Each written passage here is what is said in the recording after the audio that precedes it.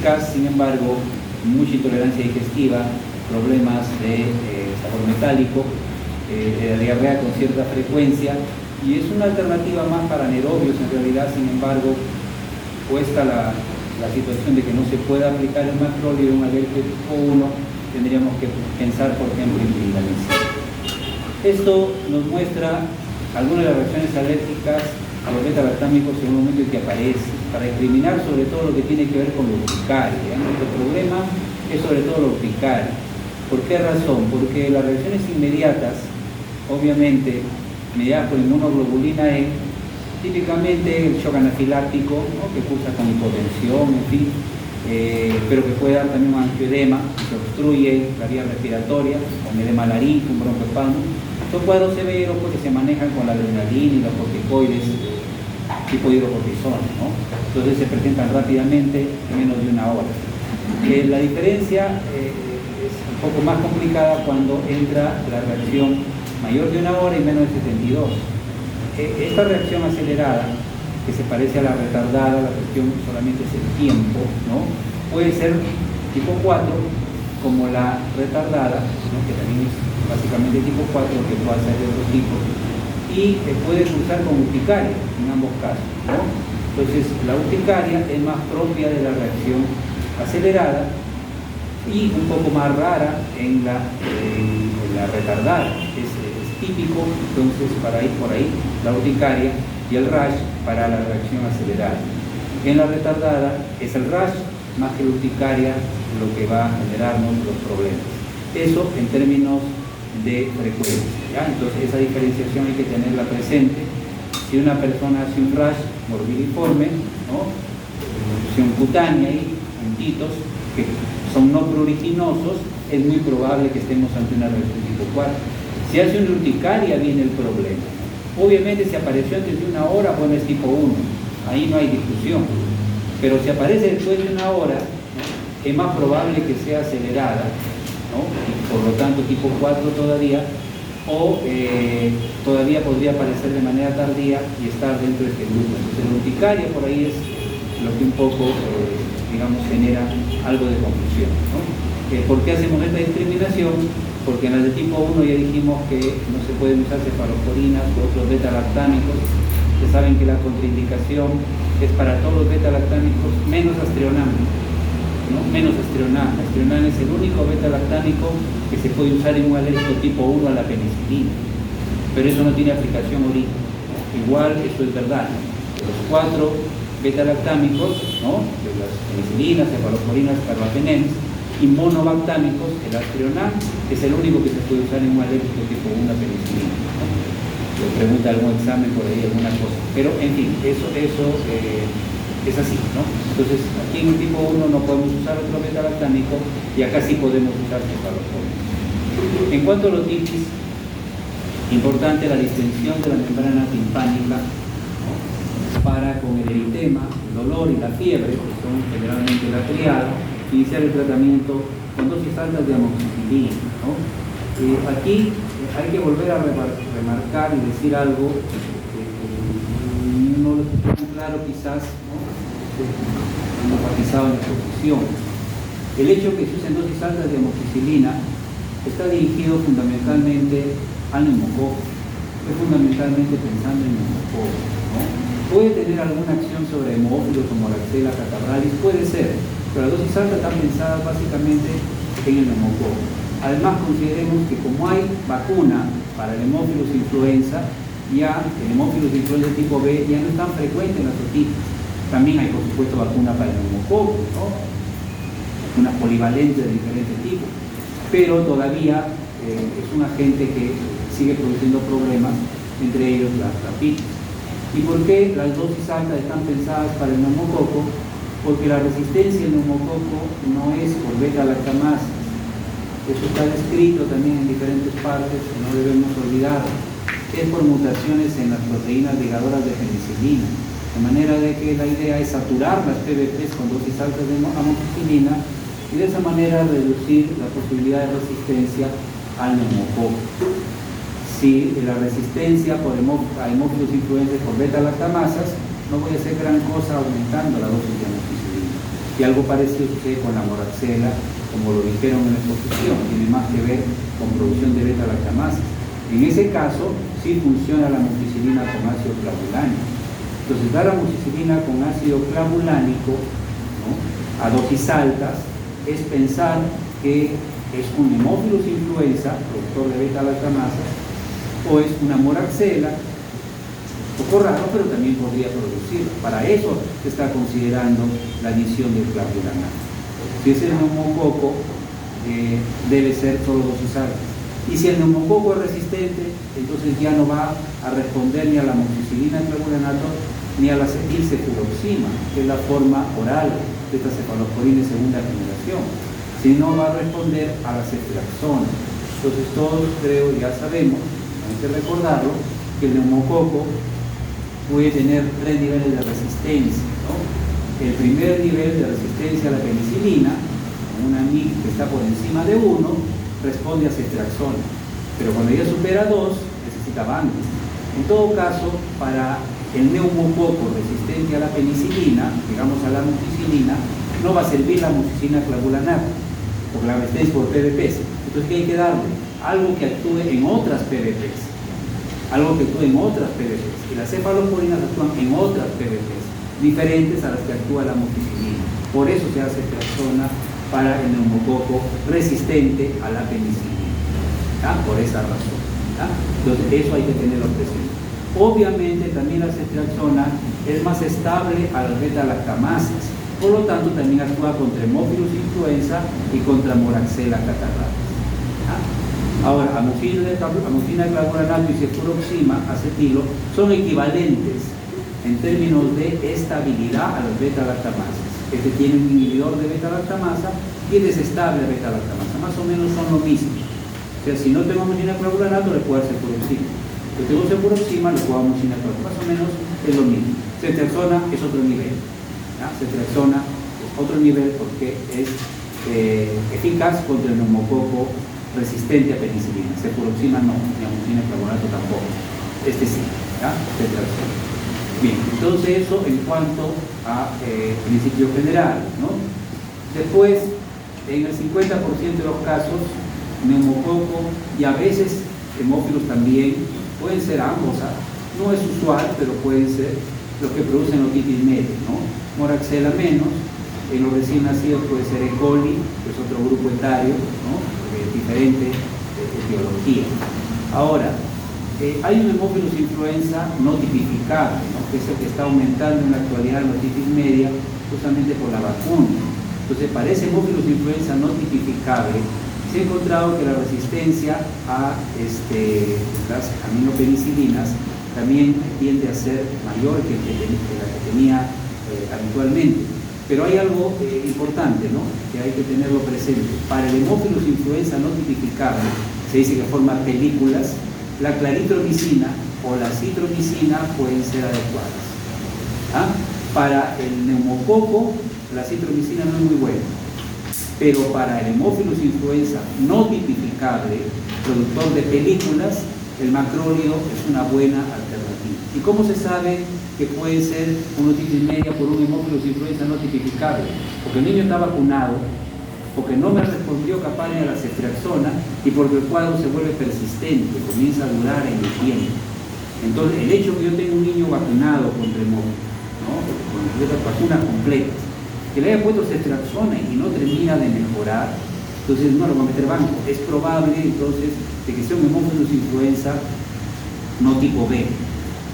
Y en esas circunstancias, ahí la citromicina, que no es tan buena para los gérmenes convencionales, o la claritromicina es mejor. ¿Ya? Entonces ese detalle yo quisiera que lo tengan presente, ¿no?, porque es algo que está sucediendo gracias a las vacunas. Bueno, la crónica no vamos a hablar, son otros agentes, vamos a hablar un poco más de la aguda. Entonces puede haber resistencia a los 3 tipos de agentes. Ya hemos dicho, insistimos que acá es por PVP, mientras que acá es por beta-lactamasas. Entonces aquí sí amoxicilina clavulanato y aquí ceftriaxona. Siente resistente ceftriaxona, siente resistente amoxicilina clavulanato sí funciona. Pero también puede ser ceftriaxona, también la ceftriaxona lo va a barrer, ¿no? Ahora, la curación espontánea puede darse con cualquiera de ellos. Es otro aspecto importante, ¿no?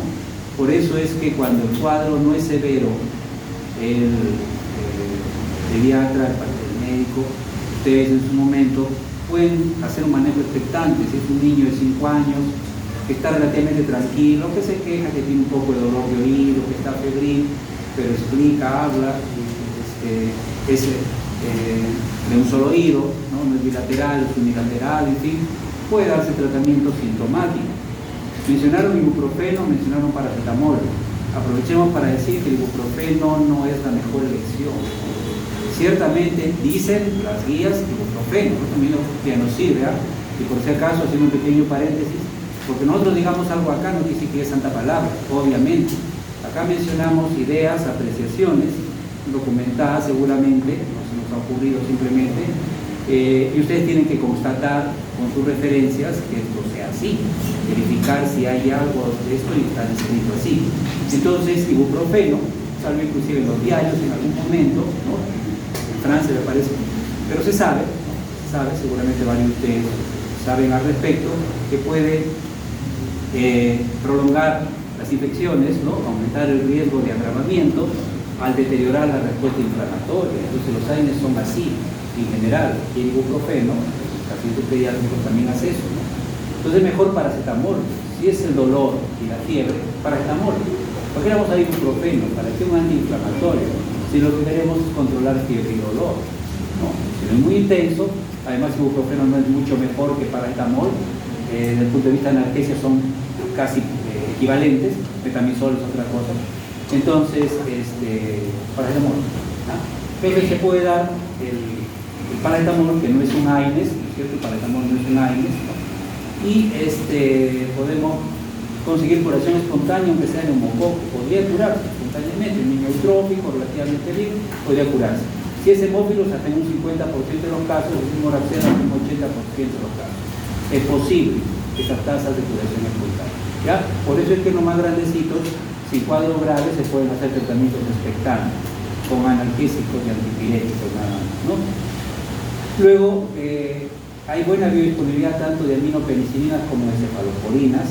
Obviamente la penetración de una cefalosporina tercera es mejor que una de segunda, pero igual ambos, aunque como dijimos al principio, entran lento al oído medio, se quedan bastante tiempo, como que se acumulan un poco, y entonces eso garantiza, digamos, la eficacia de los medicamentos. Si la bacteria obviamente no es resistente, mejor todavía, bastaría con amoxicilina, ¿no? El uso de dosis altas garantiza de que voy a cubrir también al neumococo, no por el clavulanato, sino por la dosis. El clavulanato ya dijimos para las características de hemófilos y de moraxeno, ¿no? La beta-lactamasa. El tiempo de tratamiento, un equivalente a amoxicilina clavulanato para los cuadros resistentes de neumococo esencialmente, y el macrólido, la citromicina. Hay evidencias, hay trabajos que sugieren que la actividad del macrólido en general en otitis es inferior a la que tienen otras infecciones respiratorias altas, ¿no? Muy probablemente la resistencia es un poco mayor, y como neumococo es el agente más frecuente, no hay que olvidar que un neumococo que es resistente a penicilina va a ser resistente también a todos los macrólidos. O sea, si un neumococo ya resistente a penicilina, no va a servir el macrólido, ¿no? No le va a hacer caso, no va a servir darle el macrólido. Probablemente eso también está influenciando en la menor actividad de la citromicina. Pero, dicho hace un rato, pero no haberlos confundido, que cuando el causante es hemófilos influenza no tipificable, está aumentando esa frecuencia, la claritro y la misma citro van bien. Son cuadros que no responden bien a la terapia inicial, un poco más insidiosos, prolongados, en niños vacunados, entonces una opción. Bueno, de la crónica no vamos a hablar, acá están algunos de los fármacos y tratamientos tópicos, en fin, que se puede aplicar. Este es un score para establecer la severidad. ¿Por qué? Porque cuando el cuadro es más severo, obviamente es más conveniente dar pues el antimicrobiano, ¿no? Y en un niño chiquito que no habla bien o no habla todavía, el que llore, muy irritable, grite mucho, ¿no? Se toca el oído, ¿no? sugiere pues que está doliendo, ¿no? Que es un criterio de severidad, ¿no? Acá está la otalgia, ¿no? Que llora o que lo tolera mal el niño, entonces es un criterio, ¿no? De un punto, ¿no? Esté llorando ahí, un punto para calificarlo, sumando puntajes ya en un cuadro leve, moderado, severo, ¿no? Entonces ahí está la otalgia, ¿no? El llanto, la fiebre, ¿no? La temperatura, obviamente más severidad, la distensión, ¿no? Con la protrusión, la congestión, y la otorrea obviamente pues da puntaje más alto, de 8 puntos, ¿no? Entonces, con una obstrucción visible de la membrana timpánica. Además que la otorrea todavía está obstruido la membrana, ¿no? Entonces, obstruyendo la visibilidad de la membrana, obstruyendo la visibilidad de la membrana timpánica. Entonces, estos son criterios que pueden ayudarnos a establecer la severidad, para saber cuándo es un cuadro más leve, moderado o severo. Este algoritmo lo conservamos desde hace ya algún tiempo, porque es bastante práctico, es de la Universidad Española, no ha cambiado mucho, por ahí se incorporó un poco, le incorporamos un poco de persona, pero por lo demás es bastante útil, ¿no? Entonces no lo vamos a revisar todo, simplemente ver la observación, siempre es importante, el tímpano rojo, abombado, es un de los criterios. Si el niño llora mucho, ¿no? Entonces es muy probable que sea un OMA. Si además tuvo un antecedente de un catarro previo, también es probable que sea un OMA, ¿no? Porque es el factor de riesgo. Y confirmando el OMA, entonces hay que ver la edad. Es importante la edad. Si tiene menos de 2 años, y sobre todo menos de 6 meses, es mejor pensar ya en el tratamiento, ¿no? De hecho, aquí por el grupo etario, probablemente no tenga vacuna todavía, o si no haya empezado a vacunarse, entonces amoxicilina clavulanato, utilizando también ya la posibilidad de hemófilos, ¿no? Y el analgésico. Entonces, las características del conducto auditivo externo, en fin, la misma disposición del oído medio, un niño chiquito, de un lactante, no son igual que un niño más grande, lo van a aprender ustedes en pediatría, de manera que el riesgo también de que sea un cuadro más severo, diferente, aparte que su inmunidad todavía no es tan buena, lo hace un cuadro que necesita tratamiento antimicrobiano más precoz.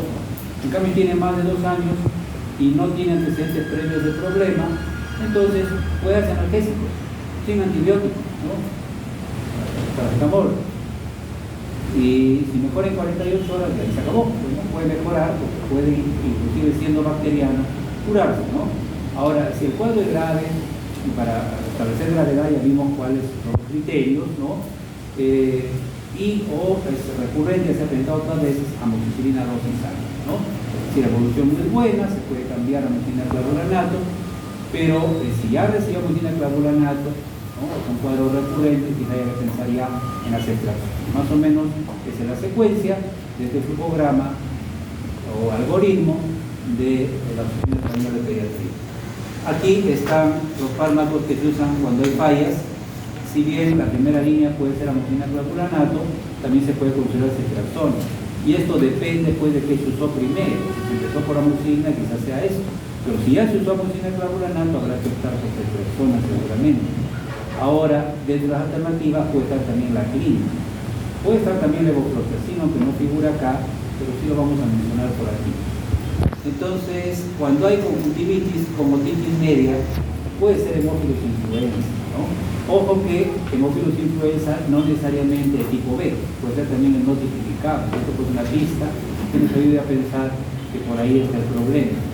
¿Cuáles son los niños que pueden evolucionar mal? Los más chiquitos, sobre todo los lactantes, se complica con más facilidad por sus características anatómicas, ¿no? Además del grupo etario.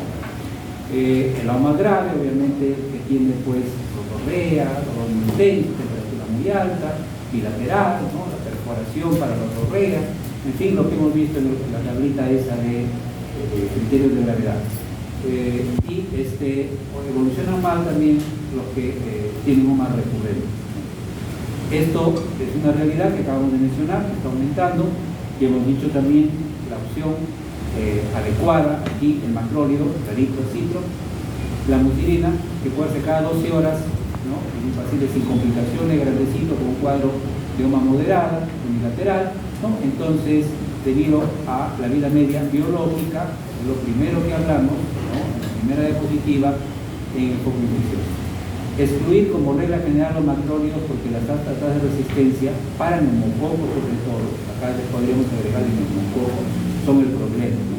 Y como neumococo es el principal, entonces por ahí, por eso que los macrólidos fracasan un poco, ¿no? Excepto en el caso de que sea pues, un hemófilo sin influenza no tipificado, donde van bien. Después, si el fracaso terapéutico este tiempo, y el Evo se puede usar, ¿no? A ver, siempre lo mencionamos, pero yo les sugiero que también lo revisen, pues, ¿no? Porque esto es un conocimiento antiguo, digo más antiguo, pero siempre insistimos en lo mismo, ¿no? Que las quinolonas no se pueden dar en niños. Eso no es cierto. No es cierto que las quinolonas se puedan dar en niños, ¿no? Una de nuestras referencias, no la única, pero una de nuestras referencias del Pediamecum, ¿no? La Asociación Española de Pediatría, indica levofloxacino desde los 6 meses de edad, ¿no? Como está acá, que se puede usar. Ahora, obviamente no es para usarlo pues a libre albedrío, ¿no? Es para usarlo en circunstancias en que se justifique, pero no porque produzca o porque no es que esté contraindicado porque produce erosión del cartílago de crecimiento. Eso no es cierto, no se ha comprobado en seres humanos, no hay casos descritos de erosión de cartílago de crecimiento en seres humanos, por eso que se da de los 6 meses de edad. Sí está comprobado en animales, pues no en crías de animales, ahí sí, pero como hay cierto temor que no se haya podido detectar o que hay alguna alteración ahí que no se está verificando bien, entonces se prefiere usar a partir del año, la mayoría. Esto es del Pediamecum, dice de los 6 meses. Bueno, es cuestión de criterio, cada uno está formando su criterio, ya verá cómo lo usa exactamente, pero la referencia dice eso, ¿no? Entonces, sí puede producir tendinitis, sí puede producir excitación del sistema nervioso, sí puede generar prolongación del intervalo QT, sí puede ocasionar convulsiones si se usa por vía parenteral.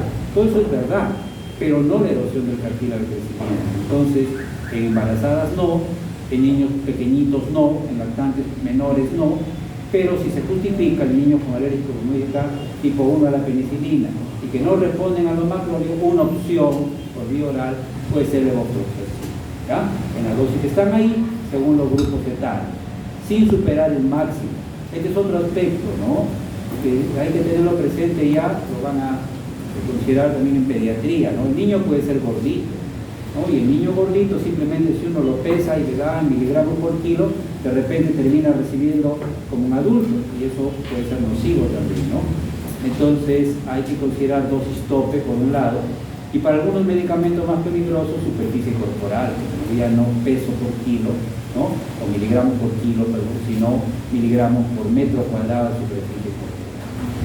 Y para terminar, algunas cosas de la sinusitis. Ahí está la sinusitis. Normalmente, si no dura y no es grave, tiene que sumarse a ambos criterios, no es sinusitis bacteriana. Y la gran mayoría no lo es, ¿no? La gran mayoría son virus. Inclusive de las que son bacterianas, digamos, perdón, las que tienen criterios de gravedad, las que duran más de 10 días, la persona que le duele la cabeza, la frente y fiebre alta, ¿no? Está mal, a pesar de eso todavía no hay bacterias en un 30%, ¿no?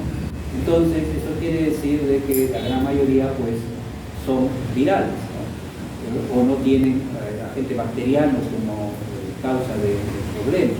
Y proporcionalmente ya luego son los mismos agentes que la otitis, ¿no? Entonces, como el número 1, no por tanta distancia, de neumococo. Puede haber algunos otros, ¿no? Pero ya son un poco más excepcionales. No hay que olvidar que pueden haber fístulas a veces, o por ahí contaminación de dentaduras en pésimo estado de condición, abscesos dentarios, qué sé yo, que pueden ir al seno maxilar y producir problemas para nerófilos, ¿no? Se ha visto, está descrito.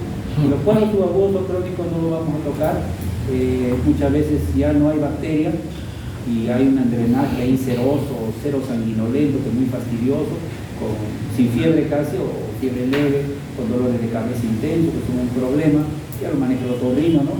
O donde hay que aplicar cirugía con unos compañeros, o hay que utilizar para flora mixta